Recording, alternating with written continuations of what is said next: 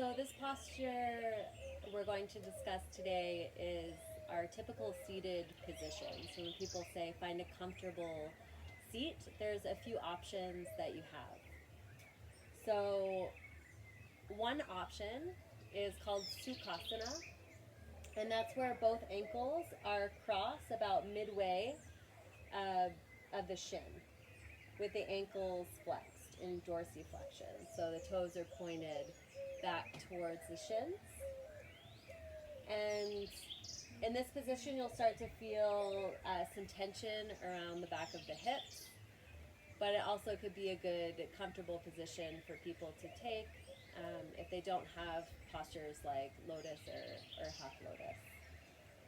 So this is one example. This is called Sukhasana. It's also nice to include this perhaps in a beginning sequence to warm up the outer hips.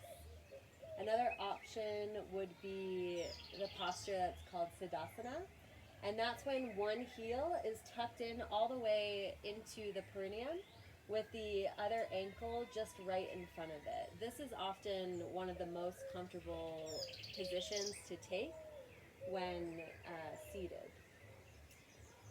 For example, this is the one that's most comfortable for me and the one that I use. So one heel in front of the other, and that allows the knees to drop down towards the ground and to find a natural curvature of the spine. And it's still an opening for the hips. Some other options is half lotus or lotus. So half lotus is when one heel is coming in towards the crease of the hip. You want to be very careful not to force this position. If the knee has space between the floor and the knee, it's probably not the best position unless you have a block or a cushion to place underneath the knee for support, because we don't want the floating knee joint to be elevated in space without support. So let's come out of that. And then finally, full lotus, which often takes a very deep opening in the hips in order to even access this right away. So when someone says come into a comfortable position, this is usually, unless you have a specific type of body, this is usually not the initial position that you want to take. So you can see here that both heels are towards the hip crease with a small flexion through the ankle joint, coming back to protect the knee. So again, you can see some elevation through the floor here, and so you'd want to protect that joint through a cushion or a block, something like this. Okay?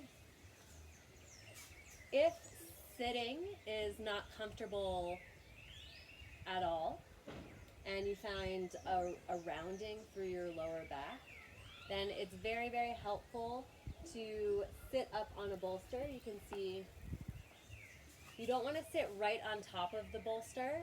You want to sit on the edge of the bolster with the top of the hip points forward. Yeah, so sitting right on the edge, the top of the hip points can tilt forward, then you'll be able to access the natural curvature of the spine. So whenever I'm sitting, for example, I'm always sitting on either a block or a bolster. These are two choices that you have. And what that does is it brings the knees down towards the ground as well. So if the knees are above the hips, you're not able to get circulation flowing all the way down to the toes. So this is what we're looking for, is a circulation of energy in the seated position. So then the knees come down to the floor and the joint is protected because it's no longer floating in space. So I would highly recommend sitting on a block or a bolster unless your knees are touching the ground already. And from there, the spine can grow and lengthen, coming to that position. So we're in axial extension of the spine, and the shoulders are going to gently roll back. And the elbows are going to rest right underneath the shoulders. And the hands can find a position either in the lap or on the knees, either palms facing down or up. And perhaps finding a mudra like Jnana or Chin Mudra, thumb and pointer finger touching is probably the most common one that you'll see.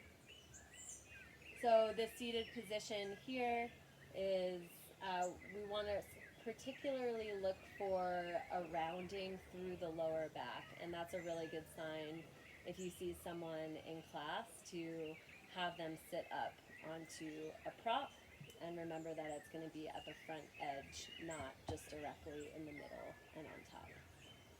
So let's turn around again, facing forward, because another option here would be Vajrasana.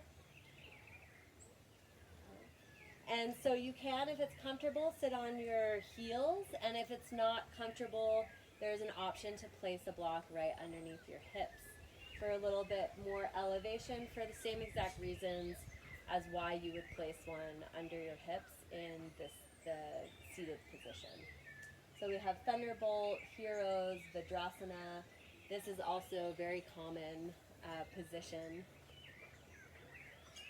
to sit in. And we'll go over that pose more in detail later. So as far as seated positions, you have Sukhasana, Siddhasana, Half Lotus, so Ardha Padmasana, Full Lotus, Padmasana, or Vajrasana with the hips on the heels. But in either way, the idea is to find neutrality and length through the spine, and that's called axial extension.